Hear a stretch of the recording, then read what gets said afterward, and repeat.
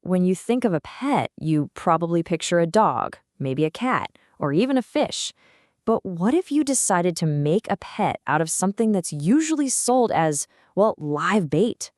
We're about to dive into a project that did exactly that, trying to build a perfect home for one of the ocean's weirdest creatures. And get this, that's a direct quote from the person who decided to keep them. I mean, that really sets the stage, doesn't it?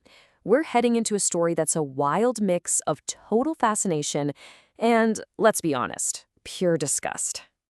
Okay, so this is definitely not your average garden worm. The bloodworm, or glycera, has this mouthpart, a proboscis, that shoots out of its body like something straight out of a horror movie. And at the end of it, 4 fangs made of actual, literal copper. It's the only animal we know of with teeth like that. And yeah, they're venomous. But they didn't just get one of these things, nope. The creator went all in and got a full dozen, all set to live together in the same tank. The idea wasn't just to watch them, it was to try and create an entire bloodworm colony. So how in the world do you even start to build a home for a pet like this?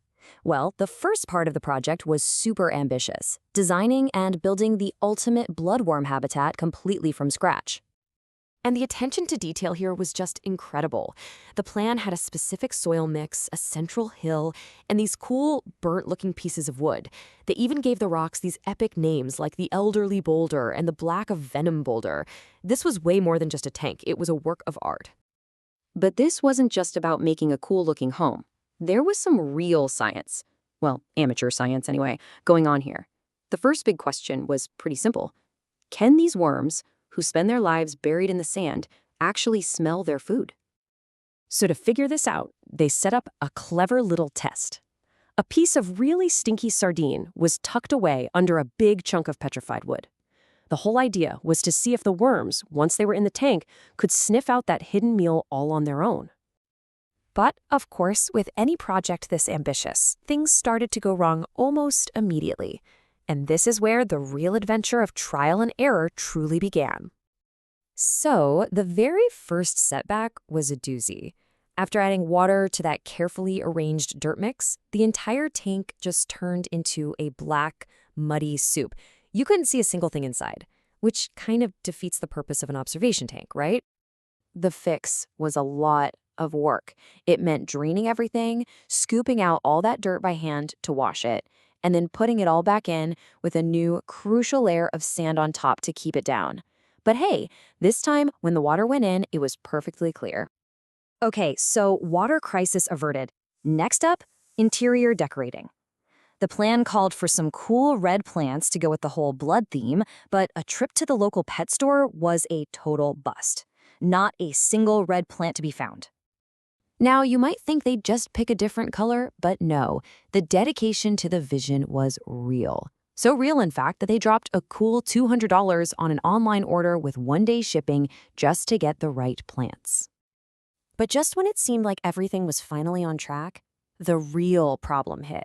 A huge sinking realization that could have killed the entire project, and all the worms along with it. It was a massive oversight from the very beginning.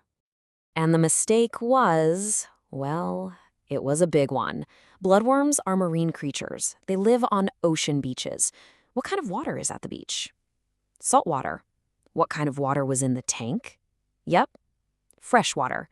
It was a complete biological mismatch that could have been catastrophic. So it was panic mode.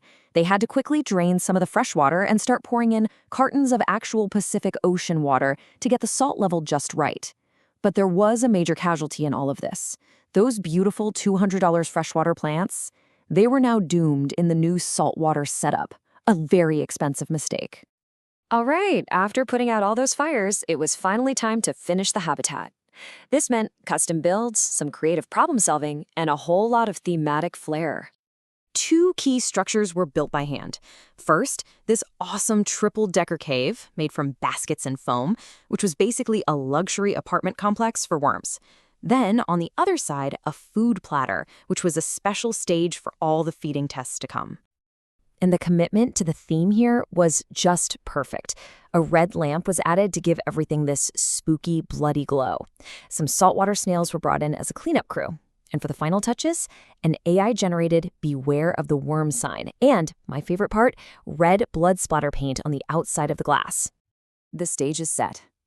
The creepy, custom-built, saltwater-filled, blood-themed worm mansion is complete. Now for the main event.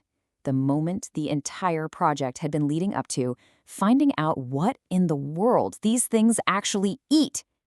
And just like everything else, this was a process of trial and error. First up, fish pellets. The worms could not have cared less. Next, they tried salmon. Again, nothing. The worms actually seemed stressed out. The big breakthrough came when the creator realized the worms wouldn't eat unless their creepy mouths were already extended. So with this new tactic, waiting for the mouth to pop out before offering food, they finally got some results.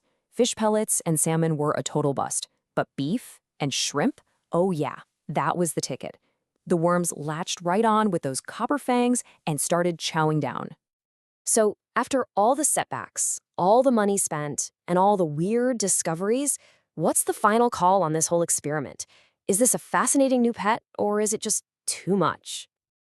You know, maybe the best and most honest summary comes from the creator's own mom. When she saw the final product, her reaction was simply, "This is probably the most disgusting thing yet." And honestly, that probably captures how a lot of us are feeling. And that really leaves us with something to think about, doesn't it? This whole thing was an incredible mix of creativity, DIY spirit, and genuine curiosity for a really unloved animal. But it also makes you ask, where is the line between a cool science experiment and a pet project that's maybe gone a little too far? It's definitely an interesting question.